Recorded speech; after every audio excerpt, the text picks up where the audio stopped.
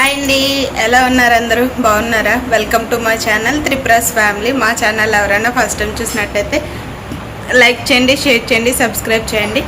And ఈరోజు vlog వచ్చేసి day 18th vlog అనమాట. సో ఈరోజు నేను బ్రేక్ఫాస్ట్, లంచ్, డిన్నర్ ఏమేమి తీసుకున్నాను ఏంటి అన్నీ కూడా మీతో షేర్ చేసుకుంటాను. ఇంక ఎర్లీ మార్నింగ్ లేసి వెయిట్ చెక్ చేసుకుంటే 71.05 grams అయితే ఉన్నాను. ఇంక వెయిట్ చెక్ చేసుకున్న తర్వాత వాకింగ్ అయితే స్టార్ట్ అయిపోయాను అనమాట. వాకింగ్ కూడా కంప్లీట్ చేసేసుకున్నాను. ఇంకా టోటల్గా అయితే 3188 steps, 2.6 kilometers వాక్ చేశాను. 140 calories అయితే బర్న్ అయ్యాయి అనమాట.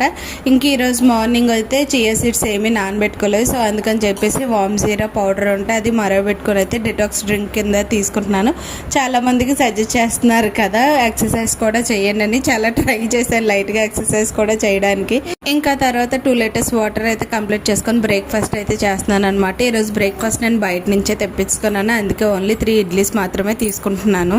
సో బ్రేక్ఫాస్ట్ అయితే కంప్లీట్ అయిపోయింది. చూసారు కదా బ్రేక్ఫాస్ట్ ఏం తీసుకున్నాను ఏంటి అనేది.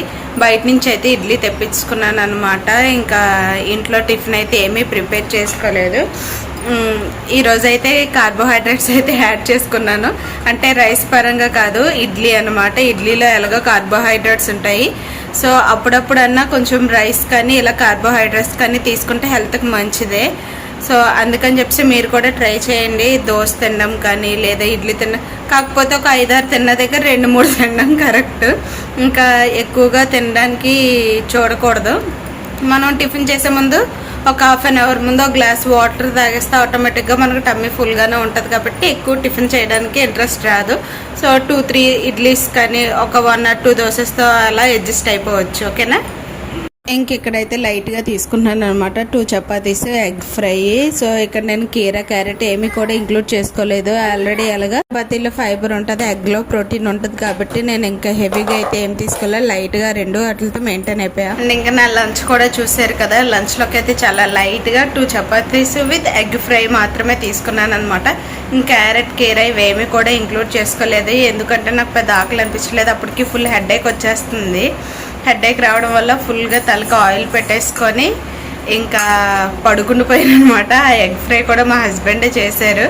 ఇంకా ఆయన చేసిన తర్వాత ఇంకా నైట్ అయితే నేను ఇక్కడ లైట్గా ఫుడ్ అయితే ప్రిపేర్ చేసుకుంటున్నాను అనమాట. అది కూడా నేను ఇక్కడ మిల్లెట్తో జావ చేసుకుంటున్నాను. ఇంక ఈరోజు మార్నింగ్ కూడా బయట నుంచి తెప్పించుకున్నాను కదా టిఫిన్. అందులో కార్బోహైడ్రేట్స్ ఉంటుంది. మధ్యాహ్నం కూడా ప్రోటీన్ అనేది హెవీగానే తీసుకున్నాను ఎగ్ ఫ్రైలోని. కానీ నాకు ఫైబర్ క్వాంటిటీ తక్కువగా అనిపించింది. సో అందుకని చెప్పేసి నేను ఇక్కడైతే మిల్లెట్ పౌడర్తో అయితే జావ చేసుకుంటున్నాను. మిల్లెట్లో ఏంటంటే మనకు ఫైబర్ క్వాంటిటీ అనేది ఎక్కువగా ఉంటుంది, ప్రోటీన్ కూడా ఉంటుంది. కానీ అన్నట్లకన్నా ఫైబర్ అనేది ఎక్కువగా ఉంటుంది. యాక్చువల్గా నాకు తెలిసి జావ ప్రిపేర్ చేసుకోవడం మీ అందరికీ తెలిసే ఉంటుంది. అంబలు ఎలా చేసుకుంటున్నామో సో ఇది కూడా అలాగే చేసుకోవాలి. కాకపోతే ఇది కొంచెం బాగా బాయిల్ చేసుకోవాలన్నమాట, లేదంటే పచ్చివాసనలాగా వస్తుంది.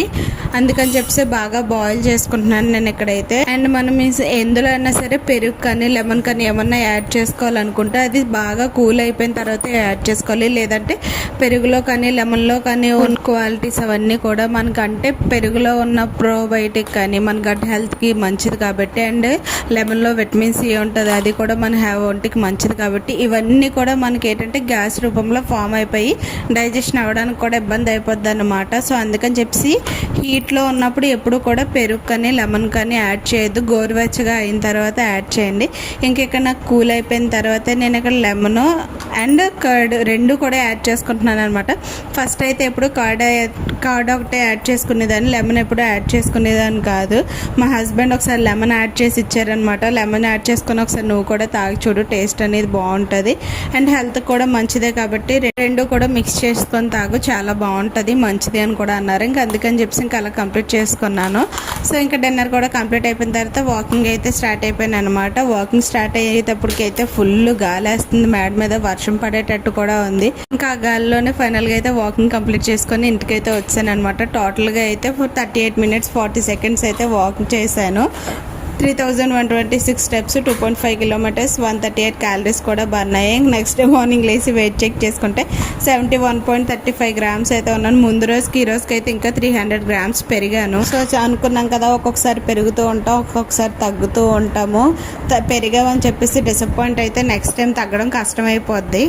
హాయ్ అండి, గుడ్ మార్నింగ్ అందరికీ. చూసారు కదా ఈ వీడియోలో నా వెయిట్ 300 గ్రామ్స్ అయితే ఇంకా వెయిట్ గెయిన్ అయ్యాను. నిన్న మార్నింగ్ చెక్ చేసుకుంటే 71.05 గ్రామ్స్ ఉండేదాన్ని. ఈరోజు మార్నింగ్ చెక్ చేసుకుంటే 71.35 గ్రామ్స్ అయితే ఉన్నా. 300 గ్రామ్స్ అయితే వెయిట్ గెయిన్ అయ్యాను. అదేంటో నాకు తెలీదు. నేను నైట్ టైం ఎప్పుడు కూడా కర్డ్ తీసుకున్నా, అంటే పెరుగులో తీసుకున్నా, మజ్జిగలో తీసుకున్నా, లేదంటే ఎందులోనే యాడ్ చేసుకున్నా కూడా నాకు నెక్స్ట్ డే వెయిట్ అనేది పెరుగుతూనే ఉంటుంది. ఇది నాకైనా మీకు కూడానా? మీరు కమెంట్ చేయండి. సో నేను అనుకుంటూనే ఉన్నాను అప్పటికి, నేను మజ్జిగ యాడ్ చేసుకుంటున్నాను కదా, నెక్స్ట్ డే మార్నింగ్ వెయిట్ పెరుగుతానేమో, యాడ్ చేసుకోవాలా వద్దా అని. కాకపోతే కర్డ్ యాడ్ చేసుకుంటేనే మనకు మిల్లెట్ జావ్ అనేది బాగుంటుంది అనమాట. అందుకని చెప్పేసి ఇంకా కర్డ్ అయితే యాడ్ చేసుకున్నాను. తీరా యాడ్ చేసుకున్న తర్వాత ఈరోజు మార్నింగ్ లేచి చెక్ చేసుకుంటే 300 గ్రామ్స్ ఎక్స్ట్రా వెయిట్ అయితే పెరిగాను.